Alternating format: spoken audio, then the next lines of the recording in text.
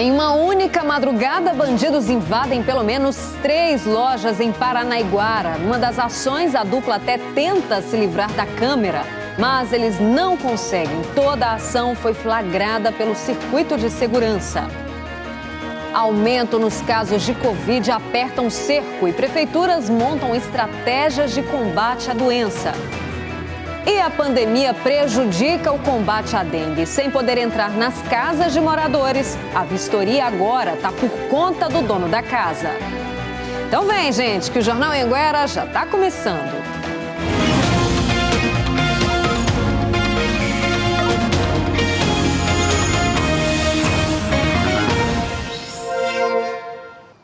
Olá, boa noite. Agora são 7h13.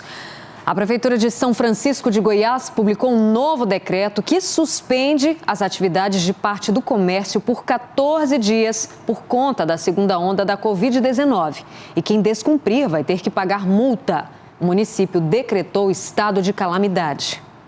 Academias não podem funcionar pelas próximas 2 semanas. Os bares e lanchonetes que vendem bebida alcoólica estão proibidos de servir os clientes no local. A venda de bebida pode ser feita até às 10 da noite, mas só assim, para comprar e levar para casa. As pessoas que trabalham nessa área, assim, geralmente vai afetar, né? Mas vamos tomar precaução porque não é fácil. O Cleudemir, que é dono de bar e mercearia, já vinha seguindo essa regra desde o começo da pandemia e até colocou uma mesa na porta do bar para impedir a entrada das pessoas. Complica para todo mundo, né? Mas o certo tem que fazer isso mesmo, porque senão não diminui senão vai só complicando. Até a sorveteria do Wilson teve que se adaptar. Não pode tomar sorvete no local. Ele até disponibilizou uma cópia do decreto na porta da sorveteria para os clientes e também impediu a entrada com mesas. O pessoal vem, compra e vai embora, né? Da porta para fora. As igrejas estão fechadas durante o dia. Missas e cultos só podem acontecer com 30% da capacidade. O decreto proíbe ainda a realização de festas privadas, mesmo que sem fins lucrativos, como aniversários, casamentos e confraternizações, enquanto durar a situação de emergência e calamidade aqui em São Francisco de Goiás. Incomodado com os números que veio levando cada dia mais, a gente tomou as medidas desse decreto, a multa de R$100 a 5 mil e também a de R$200 a R$3.000 para aqueles que não cumprir com o decreto. A cidade, que fica no Vale do São Patrício, tem 6.000 habitantes. Quem tem suspeita de Covid-19 é atendido nessa unidade de saúde do centro. 65 pessoas estão com a doença no momento. Já são 208 casos confirmados e 6 mortes no município. São Francisco do Goiás não tem leito para atender os casos mais graves. Pacientes estão sendo transferidos para cidades da região e para a capital. Pois é, e o avanço da Covid-19 nos municípios goianos está acendendo o alerta para mudanças no dia a dia da população. Em Jaraguá mesmo, onde o número de casos triplicou de dezembro para janeiro, teve reunião do Comitê de Enfrentamento da Doença. O Eduardo Idaló está acompanhando esses desdobramentos e conta pra gente como é que ficou, o que ficou definido então, Eduardo? Boa noite para você.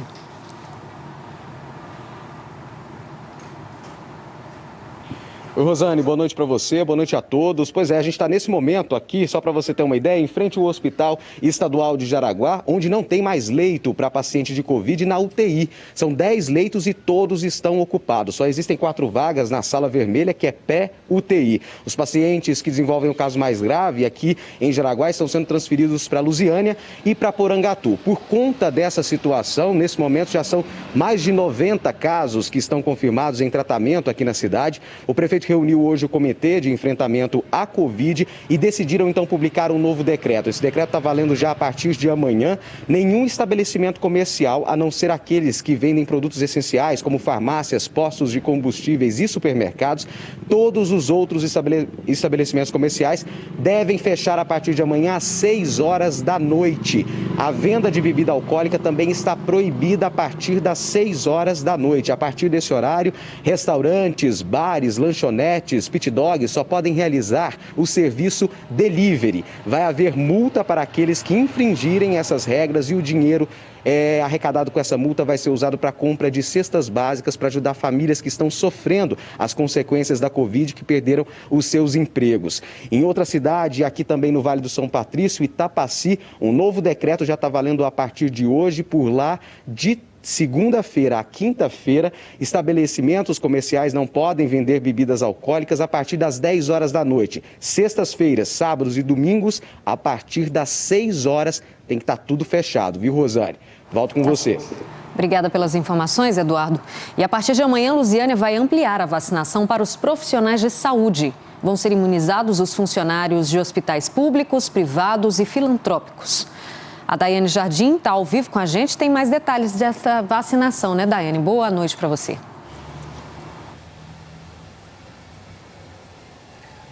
E Rosane, boa noite para você a todos. Pois é, essa definição veio agora no fim da tarde, depois de uma reunião entre a Secretaria de Saúde, o Centro de Operações Especiais e o Ministério Público. A partir de amanhã, então, todos os funcionários desses hospitais, públicos, privados e filantrópicos, vão receber a vacinação. Até agora, apenas os funcionários do Hospital Regional, que é referência para o tratamento de Covid, e do Hospital do Jardim do Ingá, foram vacinados. A partir de amanhã, agora, todos os funcionários dos demais hospitais serão vacinados. Isso inclui pessoal do administrativo, da limpeza, pessoal também da cozinha e dos restaurantes, viu? Serão vacinados também os profissionais da atenção básica e também parte da equipe do Corpo de Bombeiros, que é a equipe do SEAT, que atende a traumas e emergências. Até agora, Lusiânia, de acordo com o último levantamento da Secretaria de Saúde, vacinou 1.036 pessoas. Dessas 1.036, 813 são profissionais da saúde e 223 são os idosos institucionalizados. As doses em uso até o momento são as doses da Coronavac, já que o município recebeu 1.300 doses. Então, logo ela acabe, começa a ser usada então a vacina da AstraZeneca. Rosane. Obrigada, Daiane. E o alto índice de ocupação de leitos de UTIs para Covid-19 preocupa principalmente em cidades do interior do estado. Em Lusiânia, no entorno do Distrito Federal, a expectativa é de abertura de novos leitos de UTI. Dos 20 leitos de UTI disponíveis no Hospital de Campanha de Lusiânia, 16 têm pacientes, o que representa uma taxa de ocupação de 85%. Já a taxa de transmissão da Covid-19 está alta, em 1,74. Isso significa que 100 pessoas contaminam 174. Nós temos uma taxa de incidência e de transmissibilidade da doença preocupante em toda a nossa região aqui do entorno sul. E temos uma preocupação a mais, que é a taxa de ocupação do Hospital Regional de Lusiânia. Por conta desses números, nesta segunda-feira, o governador Ronaldo Caiado anunciou a abertura de 10 novos leitos para Lusiânia. Como medida para frear o crescimento de contaminados pela Covid-19, Lusiânia e outras cidades aqui do entorno adotaram o decreto da Lei Seca. Com isso, estabelecimentos não podem vender bebidas alcoólicas depois das 10 horas da noite. Mas a Secretaria Municipal de Saúde está de olho. Medidas mais rigorosas poderão ser adotadas se os casos continuarem crescendo. O prefeito não descartou nenhuma medida que seja necessária, né? Nós faremos uma avaliação periódica do comportamento da pandemia no nosso município e, se forem necessárias medidas mais duras, eu tenho certeza que ele tomará. Em outras cidades do interior do estado, a situação é preocupante também. Em Formosa, o Hospital de Campanha está com 90% dos leitos de UTI ocupados. Já em Porangatu, no norte do estado, o HCamp está com 100% de ocupação. O primeiro hospital de campanha erguido pelo governo federal em Águas Lindas de Goiás para receber pessoas com o novo coronavírus foi desmontado em outubro do ano passado por conta da redução no número de casos da doença. Mas com a chegada da segunda onda da Covid-19, a situação pode ficar mais delicada. Não se esperava uma segunda onda nem tão rápida e nem com tanta intensidade. Provavelmente esses hospitais de campanha deverão ser reabertos. A Secretaria Estadual de Saúde diz que a ativação dos novos leitos em Lusiânia será feita de forma gradativa até o final do mês. Disse ainda que, para conter essa segunda onda, o estado tem tomado estratégias como a ativação de novos leitos e não cogita reativar o Hospital de Campanha de Águas Lindas de Goiás. Em Rio Verde, os idosos com mais de 80 anos que vivem em casa estão sendo vacinados. Nessa fase da vacinação, lá no município, os profissionais da saúde, que não lidam na linha de frente ao coronavírus, também estão recebendo a vacina. O seu Paulo Afonso tem quase 90 anos e ainda tem muito o que aproveitar. Ele ficou bem feliz por receber uma dose da vacina. Para mim é 200% importante. A irmã dele, a dona Abadia, de 92 anos, também foi imunizada contra o coronavírus. Aqui em Rio Verde, cerca de 800 idosos que vivem em casa já foram vacinados. Outros 900 idosos que estão cadastrados na Secretaria de Saúde ainda aguardam a imunização. As equipes da Secretaria de Saúde de Rio Verde se dividem para fazer as visitas. Os agentes e as doses da vacina são escoltados pela Guarda Municipal. Nessa fase da vacinação do município, profissionais da saúde que não estão na linha de frente ao combate ao coronavírus e os idosos que têm 80 anos ou mais e que moram em casa é que estão sendo contemplados com as doses. O idoso faz o cadastro no site da prefeitura e nós temos várias equipes diariamente que vão nessas casas para imunizar esses idosos. Em Anápolis, a vacinação de idosos acima de 85 anos foi no sistema drive-thru e também em casa para os cadastrados. 935 idosos receberam a primeira dose da vacina Coronavac. Ao todo, 5.798 pessoas, entre idosos e profissionais da saúde, já foram vacinados em Anápolis. E outros municípios goianos também já devem começar nos próximos dias a vacinação de idosos que não moram em abrigos. A faixa etária vai depender da quantidade de doses que vai chegar ao estado. O governo tem uma previsão de receber uma nova remessa de doses. Algo em torno de 30 mil doses. Como é da Coronavac, a gente distribui a metade disso. No final de semana, é uma previsão de chegada de mais doses. O Ministério ainda não informou o quantitativo. Mas agora nós estamos fazendo um esforço muito grande para chegar nesse grupo dos idosos e sensibilizar o Ministério nesse sentido. A Secretaria de Saúde diz que conforme novas doses forem chegando, mais idosos vão ser vacinados. Para cidades que se preparam para imunizar esse próximo grupo, a recomendação é vacinar primeiro pessoas com mais de 90 anos.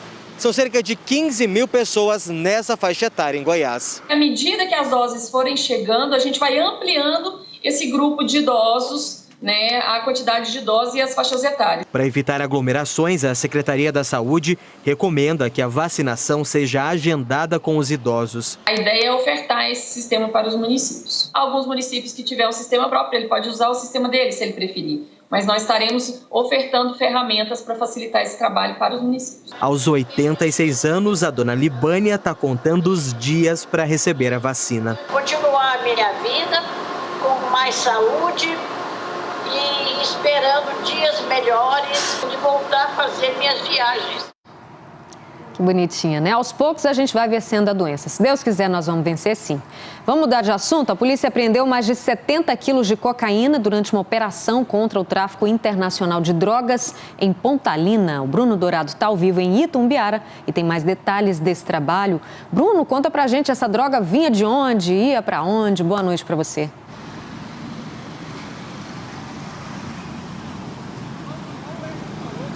Olá, Rosane, boa noite para você, boa noite a todos. Olha, toda essa cocaína foi trazida da Bolívia e seria comercializada no estado vizinho, em Minas Gerais. A apreensão foi feita pelo CODI, o Comando de Operações de Divisas, em parceria com a Polícia Federal aqui do estado e também com a Polícia Militar de Mato Grosso. Um homem natural do Paraná, de 35 anos, foi preso em flagrante. Ele deve responder por tráfico internacional de drogas e associação para o tráfico de drogas. Toda essa cocaína estava sendo transportada em uma SUV. O veículo e os tabletes de cocaína apreendidos em Pontalina, aqui no sul goiano, foram levados para a Polícia Federal na capital. Rosane, volto com você. Obrigada, Bruno. E olha, ladrões fizeram limpa numa loja, na verdade em várias lojas, no comércio de Paranaiguara, no sul do estado. Pelo menos 3 foram arrombadas na madrugada e o prejuízo, claro, foi grande. Em uma dessas ações, câmeras de segurança do circuito de monitoramento gravaram tudo.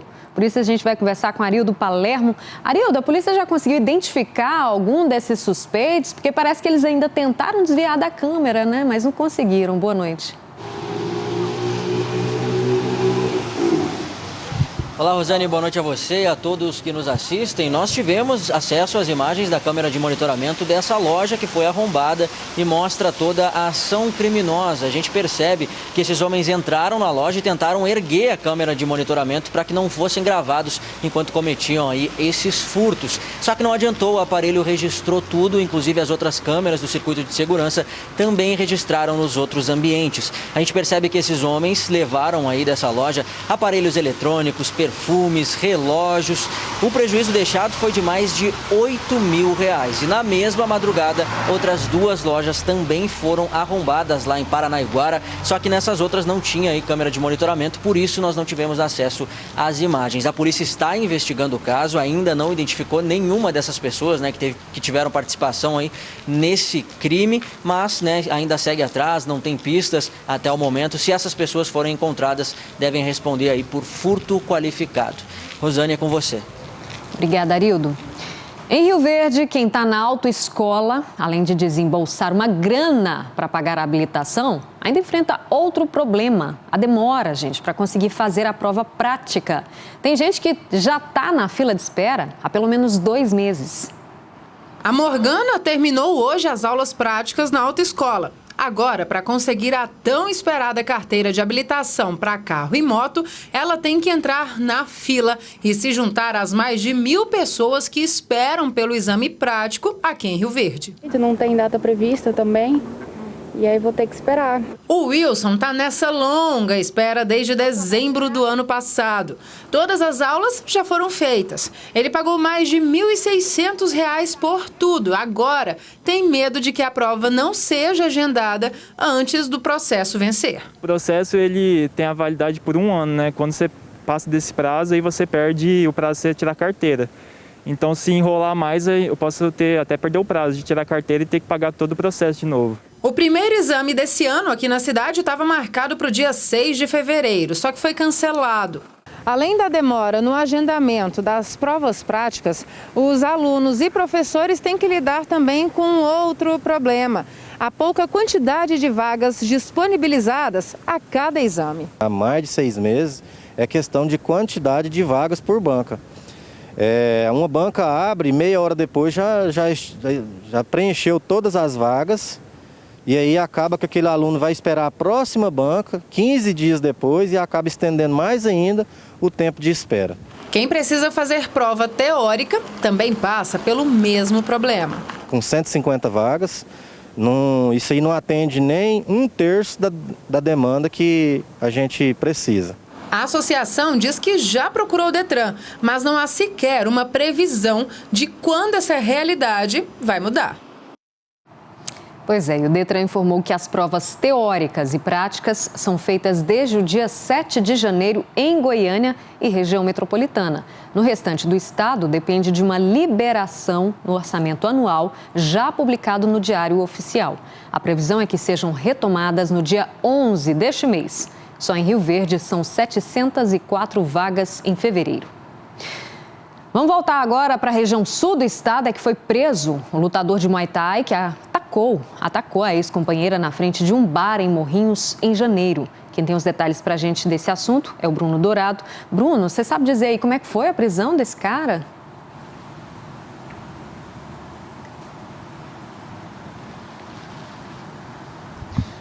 Pois é, Rosane, a Polícia Civil não informou como aconteceu a prisão. Essa prisão desse homem de 44 anos foi feita hoje pela manhã. Bom, esse lutador de Muay Thai teria atacado a ex-namorada num bar no começo de janeiro, lá em Morrinhos, aqui na nossa região. Toda essa ação foi registrada pela câmera de segurança do comércio. Inclusive, a imagem é impressionante. A mulher ficou com uma marca de soco no olho. Esse homem teria dito para ela que se ela não ficasse com ele, não ficaria com mais ninguém. Segundo a defesa do suspeito de agredir a mulher, ele chegou a se apresentar um dia depois da agressão, se colocando à disposição da justiça. Rosane, volto com você. Obrigada, Bruno. Cena absurda, né? Olha, a defesa do lutador Disse que foi à delegacia um dia depois do fato para esclarecimento e que se colocou à disposição para atender todas as exigências e determinações judiciais já definidas. Disse que o suspeito está arrependido e que agiu de forma inconsciente para impedir uma injusta agressão. A defesa diz que busca a revogação da prisão preventiva. Agora são 7h32, a gente vai para o intervalo e a seguir os casos de dengue aumentam e a pandemia está dificultando o combate. E a polícia está de olho no crime de contrabando de agrotóxicos. Sai daí não, daqui a pouco a gente está de volta.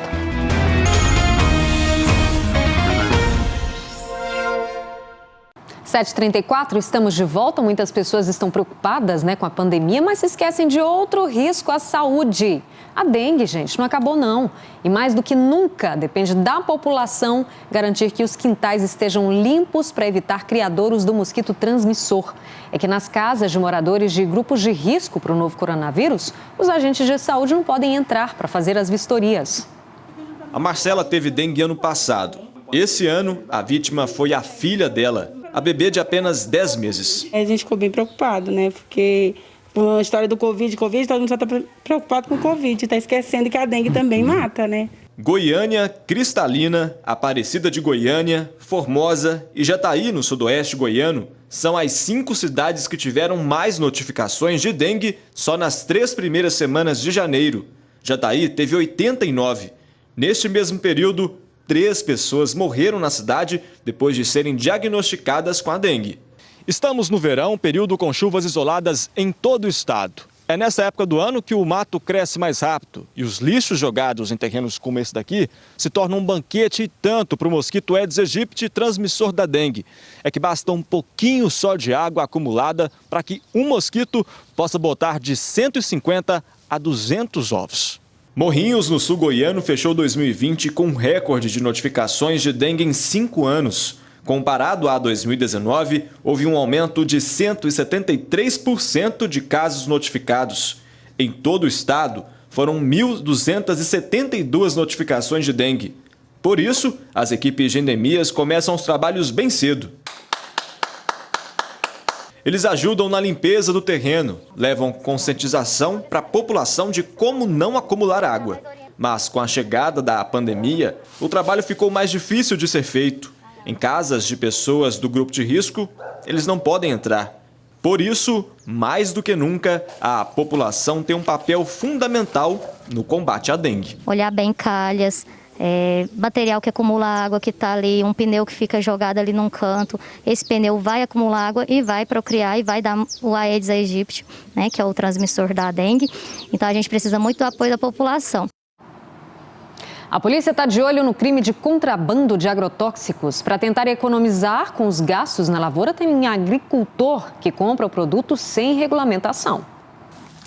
No primeiro mês do ano, foram apreendidos aproximadamente 300 quilos de agrotóxicos contrabandeados aqui em Goiás. Numa das apreensões, uma picape estava carregada com o produto. Em 2020, no total, foram apreendidas mais de 11 toneladas de agrotóxicos contrabandeados. As nossas abordagens, elas visam localizar não um produto específico, mas qualquer tipo de produto ou substância ilícita que possa vir a causar riscos, à saúde ou à vida da população. Estamos na época da safra de soja e os defensivos agrícolas são usados para combater as pragas e doenças nas lavouras. Neste ano, Goiás deve produzir mais de 13 milhões de toneladas do grão. Para garantir esse volume, em torno de 30% dos custos de produção do agricultor são com defensivos agrícolas. E para diminuir esses gastos, muitos compram produtos ilegais. Antes de conseguir o registro no país, um defensivo agrícola passa por testes e avaliações da Anvisa, do IBAMA e também do Ministério da Agricultura. Só depois, de acordo com os resultados, é que tem a comercialização autorizada. No caso dos agrotóxicos que são contrabandeados, geralmente são produtos que são fabricados na China e que não passaram por essas avaliações. É um produto de extrema periculosidade ambiental, periculosidade à saúde, ao meio ambiente, aos micro-organismos do solo, à fauna e flora do ambiente, e talvez até para a própria cultura que o produtor está tentando fazer o uso dessa molécula. Com a pandemia, todo mundo já sabe que este ano não vai ter carnaval, né? Festa de carnaval. Agora, a dúvida é se os goianos vão ter ou não folga na segunda e na terça. Por enquanto, nem os lojistas sabem a resposta, que envolve os direitos dos trabalhadores. Os sindicatos que representam os empregados e os patrões estão negociando. O Sindilojas informou em nota que, por enquanto, seguem os termos da Convenção Coletiva de Trabalho vigente, homologada antes da pandemia, que não permite convocar os empregados para dar expediente na segunda e terça-feira de carnaval. Mas a nota diz que, por entender que o funcionamento normal do comércio nos dias atuais é uma medida essencial na retomada econômica e na manutenção de empregos, o sindicato é a favor de permitir a abertura das lojas nos dias do carnaval. A Associação Empresarial da 44 já informou que durante o carnaval vai ficar fechada no domingo, segunda e terça, mas vai funcionar normalmente no sábado e na quarta-feira de cinzas. A associação diz que é um pedido dos lojistas e quem preferir abrir as lojas não terá nenhum problema. Para os servidores públicos estaduais, não vai ter ponto facultativo nem na segunda nem na terça-feira de carnaval. O governador Ronaldo Caiado, do Democratas, pediu também que os prefeitos cancelem o carnaval para evitar aglomerações.